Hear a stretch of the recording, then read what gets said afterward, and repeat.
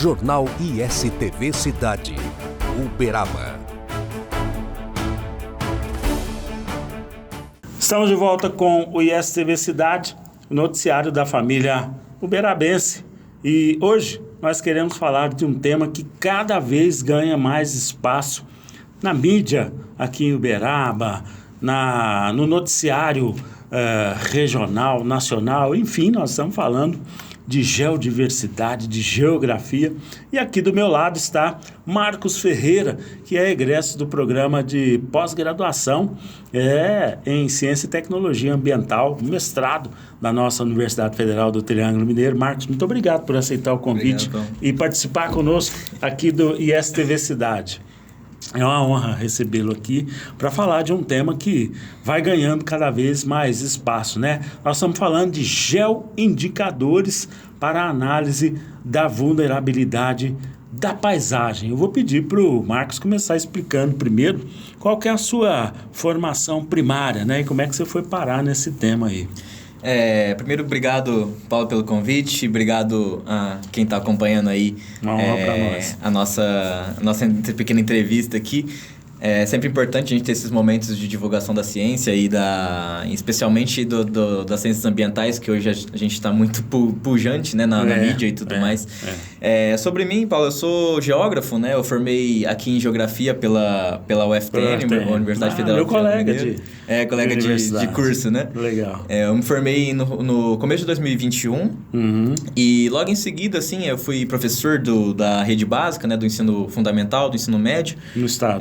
No estado, da rede estadual. Certo. Por mais ou menos um ano aí. E aí, logo em seguida, já ingressei no PPG-CTA, né? No programa de pós-graduação. Eu fui orientando tanto aí na graduação, quanto no mestrado do professor Ricardo Ferreira, né? Ricardo Vicente Ferreira. Nosso mestre.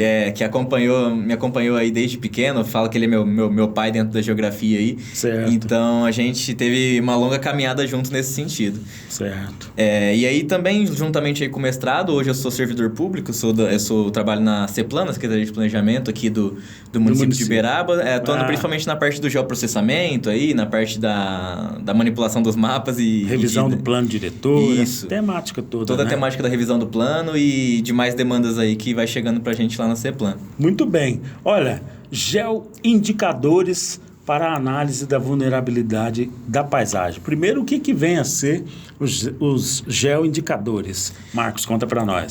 Essa minha pesquisa, a gente teve é uma pesquisa, na verdade, que ela é uma continuação do meu TCC, né? A gente trabalhou com essa área lá no meu TCC e continuou esse projeto no mestrado.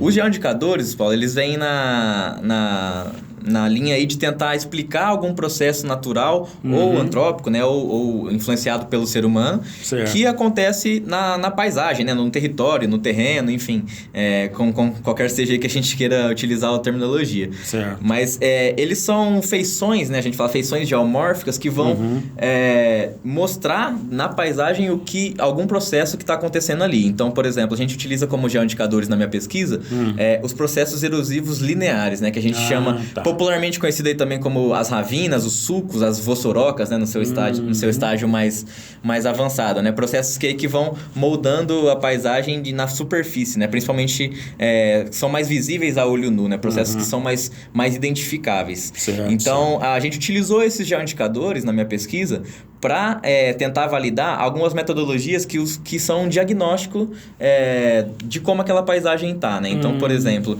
a gente pega uma bacia hidrográfica, no caso da minha pesquisa, uma bacia lá da cidade de São Carlos, certo. E a gente pega essa bacia, aplica essa metodologia de vulnerabilidade da paisagem, que é para identificar as áreas que tem mais risco no solo, seja na geologia, até climático também, né? A questão das chuvas, questão do relevo. Então, a gente pega todas essas variáveis, junta, faz uma análise diagnóstica para falar assim, talvez essa área aqui não seja muito legal a gente construir, talvez essa área aqui é mais propícia para o uso. Indica, por exemplo, uma possibilidade de deslizamento. Isso, exatamente. A gente encontra as vulnerabilidades realmente dessa paisagem, né?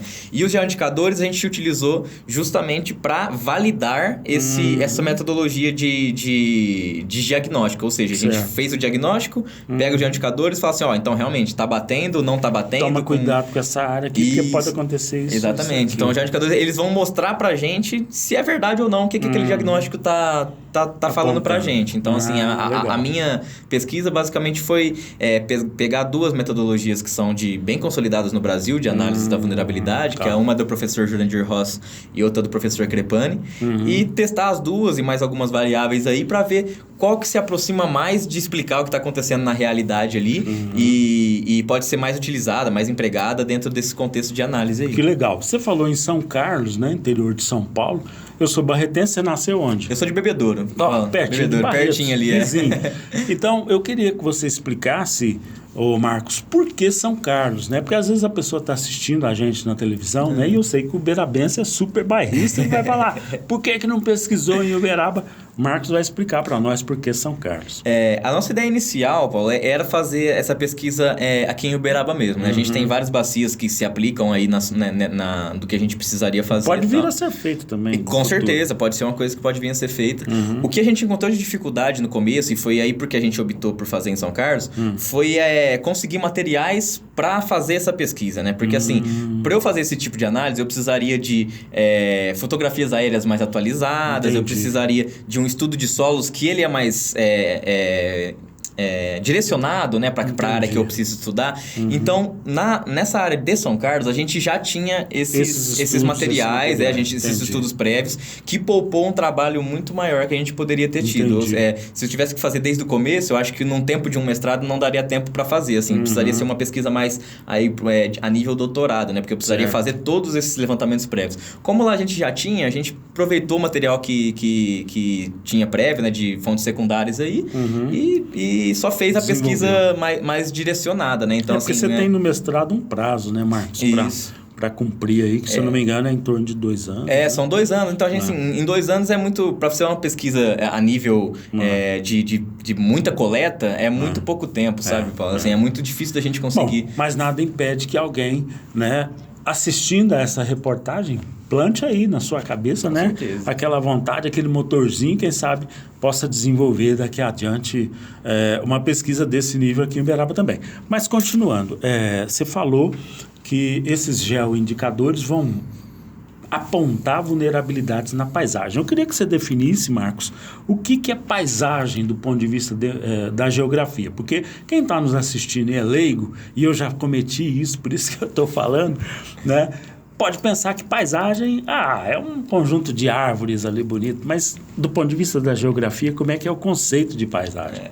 É uma coisa até interessante, assim, pra gente que vem da geografia, essa questão da paisagem, Paulo, porque a gente, comumente, né, assim, como você falou, para o pessoal que é mais leigo, entende a paisagem como uma coisa bonita, né? Uma obra de arte, uma coisa assim, e inclusive até no Instagram eu tava vendo que tá tendo uma galera postando assim, só vale foto na paisagem, aí tem lá só as coisas bonitas. Fundo bacana. Só que pra gente como conceito, né, como geografia, buscando conceitos aí, tentando conceituar, a gente entende a paisagem como o local onde os processos ocorrem, sejam eles naturais, sejam eles antrópicos, né, sejam eles processos humanos, né? Então, assim, uma paisagem ela pode ser um lixão. Um lixão é uma paisagem, né?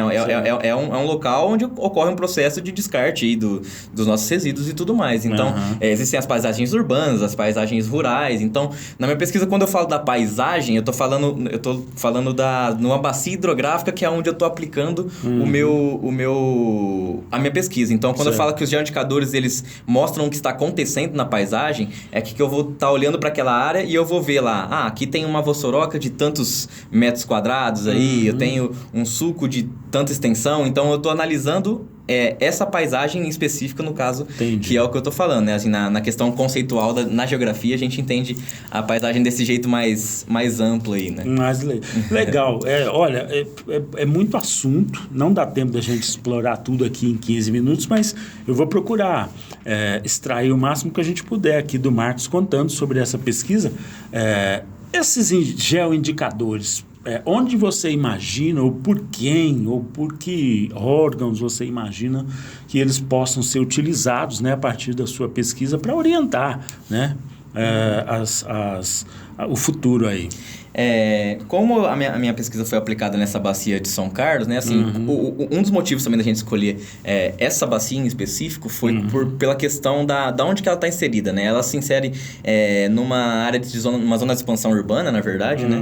E é um bairro de vulnerabilidade tanto ambiental quanto socioeconômica. Então, é um bairro de baixa renda ali, que a ocupação a gente sabe que é mais desordenada, assim. Não tem muito... É sempre difícil. Isso, é muito complicado. Então, assim, esse tipo de estudo, o Paulo, a gente sabe que ele vem no sentido de apontar diretrizes de ocupação, né? Assim, para tentar mostrar assim, ó, talvez aqui, se você tiver um prédio, vamos supor, você quer implantar um prédio aqui, ele não vai suportar muito porque você tem um solo de tal forma, você tem uma declividade que vai potencializar o escoamento superficial da chuva. Então, assim, então provavelmente vai ter muito alagamento ali na parte de baixo, e você tem um rio, né? Você tem um córrego ali embaixo que também pode inundar, que se você tirar a proteção ali, né? A APP, a área de proteção permanente. Então, assim, a nossa expectativa e o que a gente espera quando a gente faz esse tipo de estudo é que o poder público possa se apossar disso para ordenar a ocupação do território, né? Assim, eu falo agora também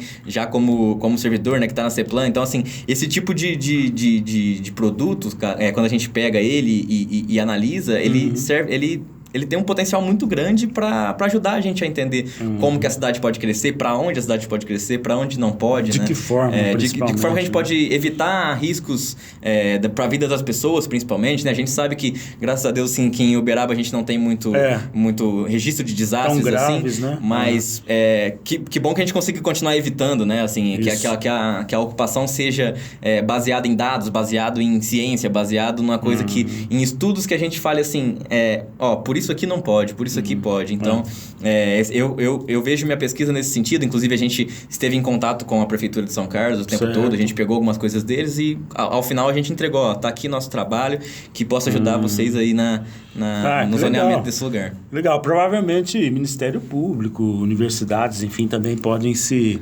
apossar desse estudo, que é um estudo, né, que serve para muitas finalidades. Eu queria te perguntar um outro detalhe. Nessa análise, nessa pesquisa que você fez, né, lá no PPG-CTA, vocês chegaram a aprofundar, você chegou a aprofundar do ponto de vista geológico, né, do estudo do solo, da formação da área geográfica onde vocês fizeram esse levantamento, Marcos? Então, como eu falei, assim, a gente foi a partir de produtos secundários, né? Então, assim, a parte da geologia... Vocês já tinham... o Estado de São Paulo tem um levantamento lá feito pelo IGC, né? Que é o Instituto de Campinas, que é do Estado de São Paulo todo. Então, ali você ele tem já dá uma base boa. Isso, dá uma base muito legal, assim. Inclusive, é uma coisa muito interessante, assim, você falou dessa parte da geologia, que a gente sabe que a gente tem aqui em Uberaba uma geologia muito rica e muito própria de Uberaba, né? E tudo mais. A gente sabe que todo esse contexto informação exclusiva. Formação Uberaba e tudo mais. Então, a gente tem um contexto geológico e de geodiversidade muito rico, né? Tanto que está vindo a questão do Geoparque. Isso. Em São Carlos, a gente tem um ambiente que é muito semelhante, parecido, assim, com Uberaba, até pela proximidade, né? Então, assim, falando de relevo, especialmente da questão climática também, a gente está inserido aí no contexto do Cerrado e tudo mais. Então, a gente tem condições que são muito semelhantes. Então, eu creio que eu quero dizer com isso também? Que estudos que possam ser aplicados aqui de forma semelhante, talvez cheguem em resultados, assim, parecidos, né? Assim, apesar que, claro, cada ambiente ele tem uma especificidade, ele tem uma dinâmica própria, especialmente quando a gente fala de área urbana, que cada ocupação acontece de uma forma. Mas, naturalmente falando, né, de forma de morfologia original, né, sem as intervenções antrópicas, a gente tem um cenário muito semelhante. Então, assim, é por isso que você vê, às vezes, muitas diretrizes de ocupação nessas cidades aí do norte, nordeste de São Paulo e do nosso Triângulo Mineiro aqui, que são bem parecidas e acho que é até uma coisa natural pelas semelhanças naturais. Temos um privilégio aqui, uma região plana, né? Muito rica, né? Muito rica, né? De uma formação geológica muito legal. Com certeza. Ô, Marcos, eu quero dizer que a gente vai ter que marcar uma outra hora para você voltar e a gente abordar mais temas, porque é muito apaixonante esse tema da geologia, da geografia, da geomorfologia, né? Todos os aspectos aí que envolvem, né? Os nossas serras, as nossas 7 colinas aqui em Uberaba, né? Terra das 7 colinas, temos uma formação muito bacana e sem dúvida nenhuma vai ser um tema bacana para a gente voltar a falar. Eu quero te agradecer por ter vindo aqui, né? Nessa participação do ISTV Cidade, e as portas estão abertas para você voltar quando tiver qualquer novidade, enfim, vontade de voltar a trazer mais coisas para nós, combinado? Combinado, Paulo, obrigado. Estou à disposição aí, só chamar. Então tá combinado. Valeu. Olha, você vê um rapaz novo, né? Poderia ser meu filho, tem idade para ser meu filho, mas já está aí no mestrado, terminando, né? Já terminou o seu mestrado na área de geoindicadores para análise da vulnerabilidade da paisagem, que é um tema apaixonante e que eu sei que muita gente vai se aproveitar desse estudo. Muito obrigado mais uma vez. ISTV Cidade, o noticiário da família uberabense. Estamos apresentando Jornal ISTV Cidade, Uberaba.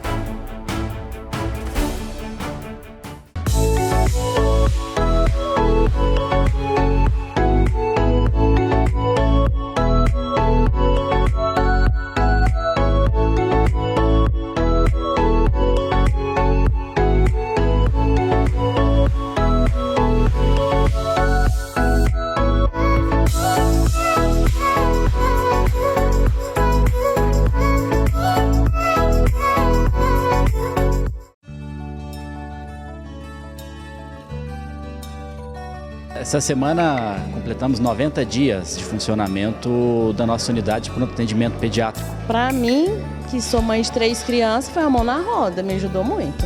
Ajudou bastante com essa abertura do hospital regional. Antigamente, como só tinha o hospital da criança, era muito sobrecarregado. A gente chegou ontem, assim que a gente chegou, a gente já passou pela recepção, já foi para triagem. Já atenderam a gente, foi super rápido. Achei bastante interessante, né? Foi a minha primeira experiência aqui no hospital do atendimento, achei rápido e super eficiente também. Todas as vezes que eu vim aqui, o horário de espera é ótimo. Eu me sinto muito bem, tem a sala de brinquedo que meu filho consegue interagir para não ficar entediado. Hoje nós estamos atendendo uma média de 90 pacientes dia. Nesses últimos 90 dias aí, acabou que desafogou bem, né, os serviços que já existiam. Prefeitura de Uberaba. Agora é avançar.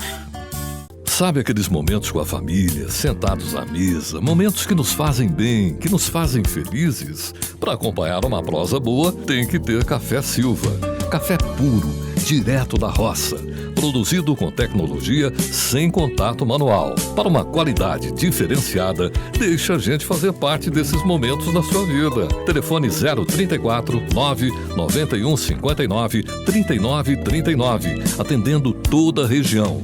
Café Silva, cada vez melhor. Voltamos a apresentar Jornal ISTV Cidade, Uberaba. Assunto agora no ISTV Cidade é a projeção e as tendências no agro para 2024, mais especificamente em relação à geopolítica no agro e também o cenário macroeconômico. O Sindicato dos Produtores Rurais de Uberaba programou para essa quinta-feira uma discussão sobre esses temas com palestras. Os palestrantes Guilherme Sandoval e Isabel Mendes de Faria estiveram presentes para conferir com os produtores rurais essas tendências. Nós fomos lá e trazemos para você a reportagem. Confira. Nós do Sindicato dos Produtores Rurais, do sistema sindical como um todo, entendemos que um dos fatores, ou vários fatores externos, influenciam nos nossos negócios. Entre eles, a geopolítica mundial, né? Tudo isso que está acontecendo no mundo, guerras, uma nova reestruturação geopolítica, vai influenciar aqui nas nossas atividades.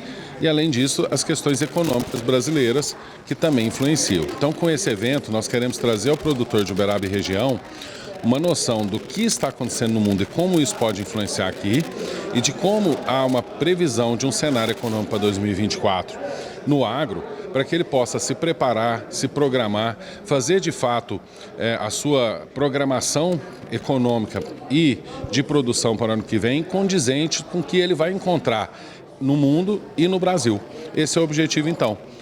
Preparar o produtor para que ele possa ter mais informações e continuar produzindo alimentos, energia, fibra, segurando aí o mundo nesses quesitos de forma bastante eficiente, como sempre fez, mas de forma com bastante pé no chão e de acordo com o que está acontecendo. Esses fatores que você mencionou aí, presidente, teria um que você destacaria como uma grande preocupação ou eles estão mais ou menos no mesmo patamar? Dentro da porteira a gente sabe, o produtor é extremamente eficiente, o produtor do Brasil é praticamente imbatível. Mas a gente precisa também saber que da porteira para fora, o que acontece no Brasil e no mundo influencia a nossa atividade. Além do presidente do Sindicato Rural, Marco Túlio Prata, o palestrante Guilherme Sandoval trouxe para nós o destaque, o que deve ser o tema mais preocupante para o agronegócio. Confira. A ideia é trazer para o debate de hoje, né, a grande questão geopolítica contemporânea que envolve polos de poder, né, e seus impactos não apenas no desenvolvimento nacional, mas principalmente no agro. Então a ideia é começar a fazer uma análise, né, de todos os sistemas de governança global, desde o sistema eurocêntrico, né, das potências eurocêntricas, depois passando rapidamente pela geopolítica da Guerra Fria, né, onde nós temos grandes teóricos, Mackinder, Spike, Mahan, são os grandes teóricos da geopolítica, mas que retratam rigorosamente os dias de hoje.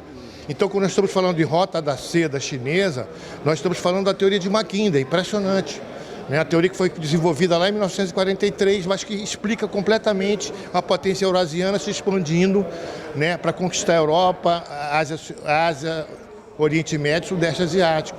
E a potência marítima, né, fazendo a contenção de Spikeman, né, criando grandes organismos como a OTAN, né, como o próprio NAFTA, no primeiro momento, a APEC, criando grandes organismos internacionais para fazer essa contenção, as alianças transatlânticas de Obama. Então a ideia é debater todos esses grandes elementos e os cenários geopolíticos, né, do pós-guerra da Ucrânia.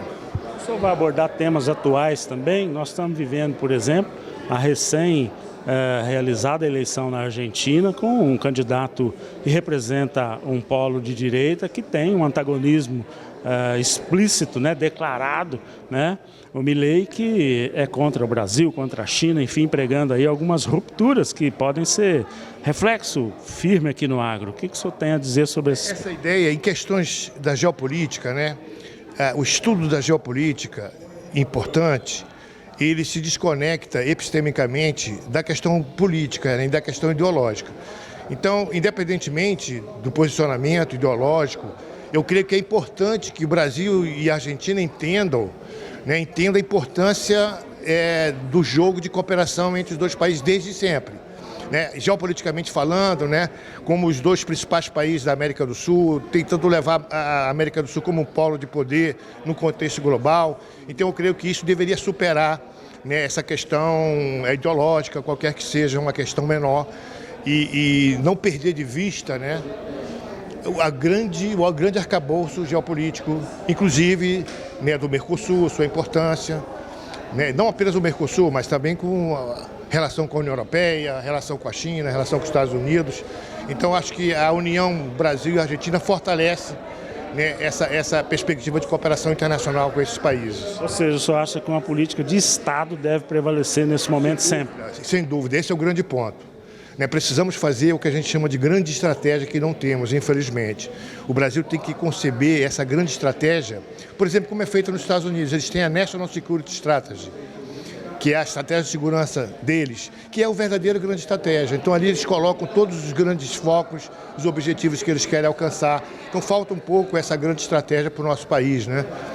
Que eu acredito que o debate de hoje pode concorrer para essa mentalidade, né, de construir no Brasil uma grande estratégia a partir de núcleos de desenvolvimento tecnológicos, né, industrialização, do agronegócio é fundamental aí. O agronegócio é fundamental nessa questão da geopolítica brasileira, né? Olha, vale a pena prestar atenção no cenário macroeconômico e também na geopolítica, afinal de contas, são temas muito caros para todo o mundo, mais especificamente para o Brasil, que pretende ser o celeiro do mundo mais bem remunerado da história da humanidade. E assim nós encerramos mais esta edição do ISTV Cidade, o noticiário da família uberabense. Jornal ISTV Cidade. Notícias exclusivas de Uberaba todos os dias, aqui na ISTV, ao meio-dia e às 8h30 da noite. Informações diárias com credibilidade da nossa querida Uberaba, terra de gigantes, a cidade dos dinossauros, de Chico Xavier e do Gado Zebu, integra a programação da ISTV. Vamos mostrar Uberaba e todo o seu potencial de turismo, desenvolvimento econômico, polo de excelência em saúde, educação e muito mais. A população de Uberaba agora junta-se à rede ISTV, com mais de 150 milhões de telespectadores em todo o Brasil. Através das antenas parabólicas, TV digital via satélite, TVs conectadas e TV a cabo. Segunda a sexta-feira, ao meio-dia e às 8h30 da noite.